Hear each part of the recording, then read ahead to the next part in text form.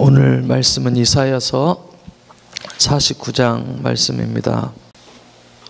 하나님이 세우신 여호와의 종 예수 그리스도 메시아에 대한 애언의 말씀입니다. 또 종의 노래라고도 합니다. 여호와의 종은 하나님 앞에서 일하는 사람, 성령을 부어주시고 말씀을 주셔서 사명을 잘 감당하도록 하나님이 세워 가십니다.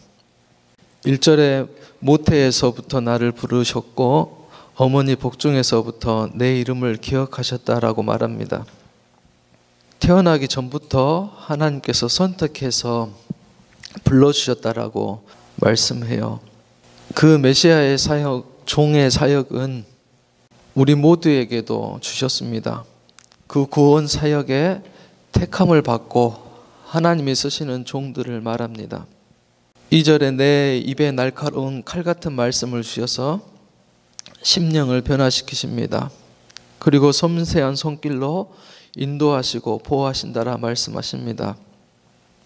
그리고 갈고 닦아서 잘 만든 화살 같게 하셔서 하나님의 도구, 하나님의 무기가 되게 하십니다.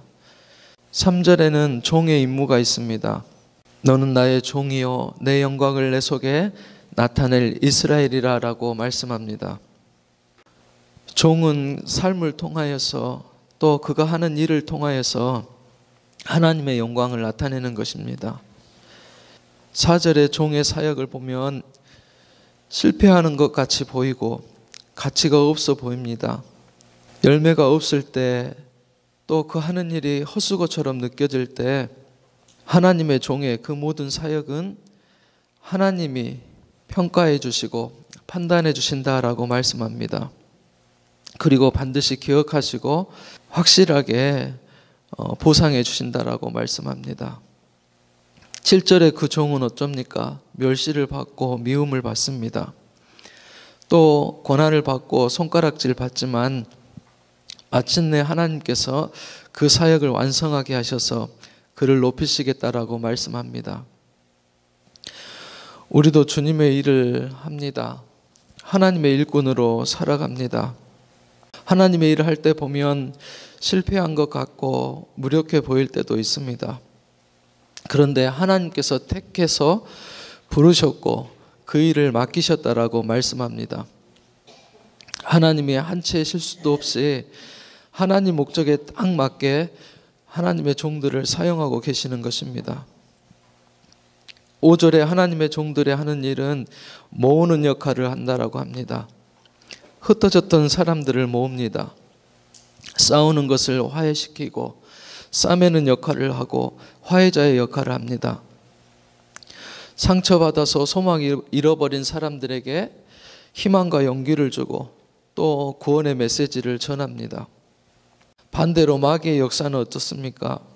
자꾸 분열하게 합니다. 다툼을 일으킵니다. 싸움을 일으킵니다. 갈라서고 마음 상하게 합니다. 나는 어떤 사람입니까? 모으는 사람입니까? 흩트리는 사람입니까? 그리고 하나님의 주신 사람들 속에서 나는 사람들을 잘 품고 있습니까? 하나님은 이러한 사역을 통해서 하나님을 영화롭게 합니다. 기뻐하시게 합니다. 또 힘이 되어주신다라고 말씀합니다. 6절에는 이방의 빛이 나옵니다. 너를 이방의 빛으로 삼아 나의 구원을 베풀어서 땅끝까지 이르게 하리라 라고 말씀합니다. 전도자의 역할입니다. 사명입니다. 그냥 안 되죠. 영적 싸움의 현장에서 하나님께서 훈련시키십니다. 그래서 특공대로 세우십니다. 100년 전에 우리나라에도 선교사가 왔습니다. 그래서 엄청난 희생도 하고 대가를 치렀습니다. 그들은 말씀을 받고 그것을 생명처럼 여기고 아무 연고도 없는 이곳에 와가지고 이 땅에 묻히기도 했습니다. 죽는 자리라고 해도 붙잡아도 또 누가 때려도 그리고 막아도 그들은 갔습니다. 이방의 빛이 되었습니다. 이방의 빛의 역할, 종은 그 일들을 감당하는데 나에게 주신 그 역할을 나를 잘 감당하고 있는지 우리 자신을 돌아보았으면 좋겠습니다.